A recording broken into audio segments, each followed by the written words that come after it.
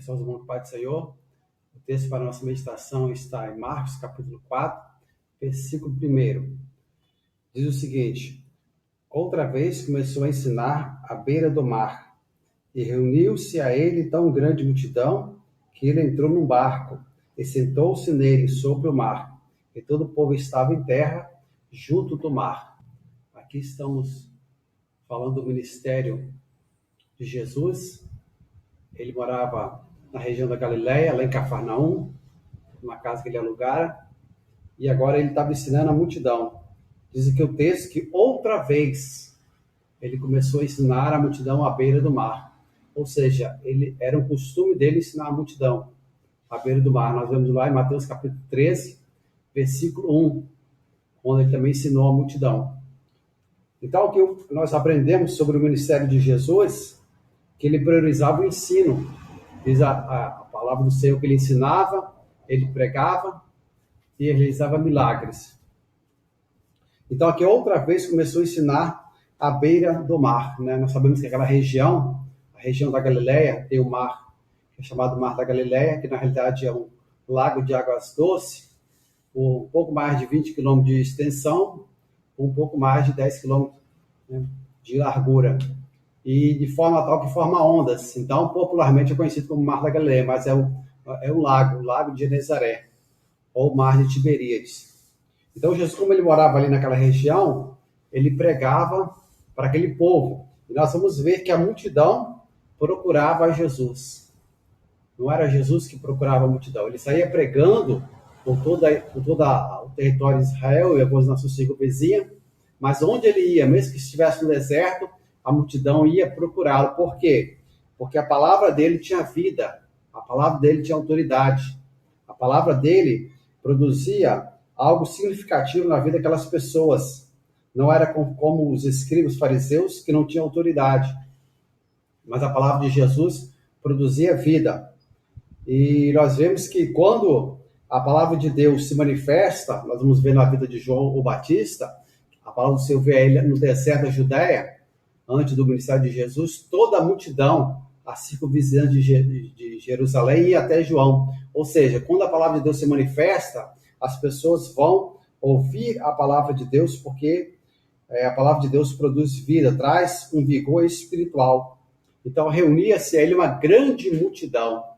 Quantas pessoas hoje procurando as multidões, correndo atrás do povo, correndo atrás da fama, correndo atrás de outros objetivos, mas o Jesus, nós vamos ver que de dia ele ensinava o povo ia até ele e sempre estava buscando ao Pai. Então, era invertido. Jesus, a sua mentalidade, a mentalidade divina, é sempre buscar o Pai. E nós vemos como as pessoas procurando as multidões. Então, ele entrou no barco, aqui é a estratégia de ensino de Jesus. Nós não vemos ele, em nenhum momento, ele buscando apoio financeiro de ninguém. Ele recebia doações. Nós vamos ver que Judas era o tesoureiro, o contador dele. As pessoas doavam para o ministério de Jesus de forma espontânea, de forma liberal, de forma pessoal. E nós vamos ver que Jesus, ele sempre estava fazendo a obra do Pai, independente dos recursos ou não. Ele percorria por toda aquela região a pé.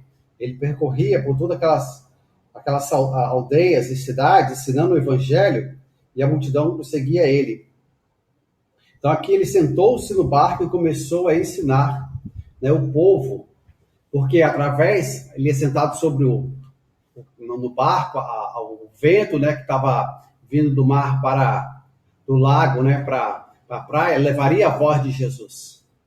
Quantas pessoas hoje dizendo, se eu tiver os recursos da mídia, se eu tiver amplificadores, se eu tiver, quem sabe, meios digitais, quem sabe televisão, rádio, eu vou pregar o Evangelho, ou quem sabe meio impressos. Jesus, ele fazia a obra de Deus com os meios que ele tinha, que ele dispunha na sua época.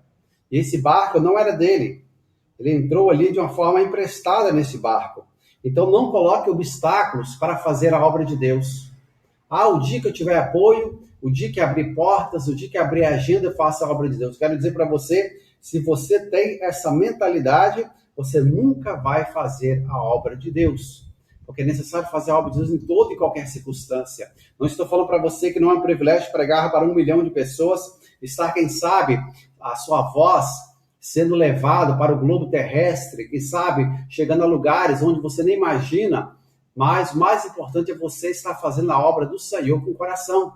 Como nós vemos em Atos capítulo 8, Filipe, o evangelista, estava fazendo uma grande obra lá em Samaria, que era uma cidade muito importante naquela região na época.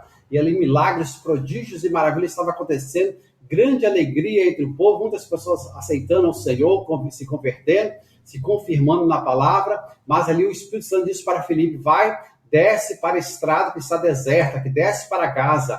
E ele imediatamente obedeceu à voz do Espírito Santo, porque ali Deus tinha uma agenda para com ele, com o eunuco, lá que estava voltando de Jerusalém.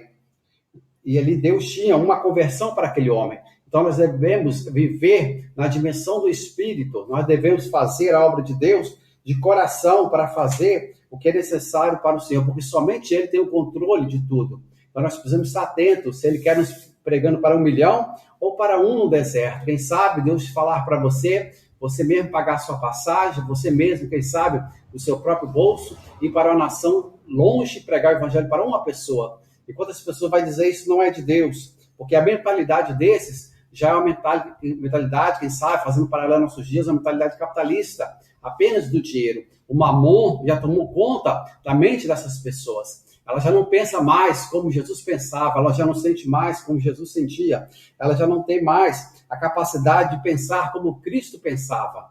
Então nós vemos essas distorções hoje, quantas pessoas escandalizadas, hoje no Evangelho, principalmente na nossa nação, por causa de finanças, quantas pessoas muitas vezes não querem mais ouvir a palavra de Deus, pensam que todos são mercenários, como está em João capítulo 10, Jesus vai falar sobre o bom pastor e os mercenários. Jesus é o bom pastor, ele é o nosso exemplo, né? O pastor que dá a sua vida pelas ovelhas, se necessário for, e ele entregou a sua vida. Então Jesus, tudo que ele podia fazer com os recursos que ele tinha à sua disposição, mesmo emprestado como esse barco, ele pregava o evangelho de Deus. E aqui para alcançar, para que todos ouvissem, ele entrou nesse barco, se afastou um pouco, para que agora o vento levasse a sua voz.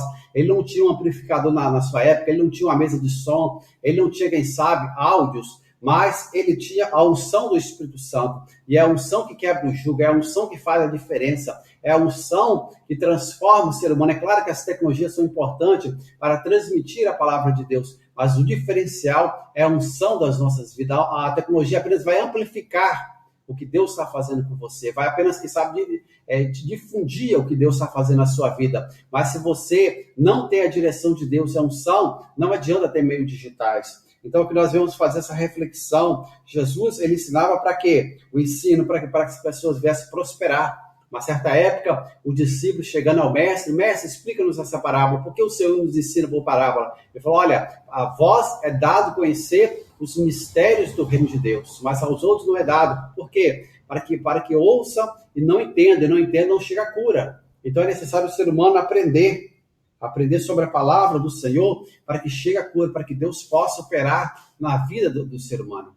O apóstolo Paulo vai escrever em Romanos 10, 17, que a fé vem pelo ouvir, e ouvir a palavra de Deus. Como Josué e Caleb disseram, se o Senhor se alegrar de nós, ele nos dará aquela terra prometida. Mas como se Deus se alegra por nós? Através da fé.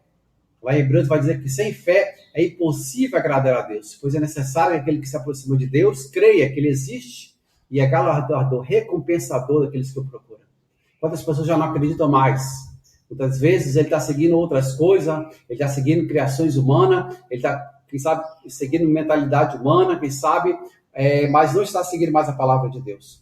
Então Jesus nos dá o exemplo do ensino, a palavra do Senhor. Ele gastava, como o apóstolo Paulo falou, né? Me gastei e deixarei ser gastado por vós, né? Para o vosso proveito. E Jesus também, ele ensinava a palavra de Deus a tempo e a fora de tempo. E nós vamos ver que a multidão ficava em pé, quem sabe, um sol escaldante, estava ali sedenta de ouvir a palavra de Deus. E hoje não é diferente, as pessoas estão sedentas de ouvir a verdadeira palavra de Deus. Que Deus venha nos abençoar, que Deus venha abrir a nossa mente, o nosso coração, para fazermos a obra do Senhor. Que Deus nos abençoe em nome de Jesus. Amém.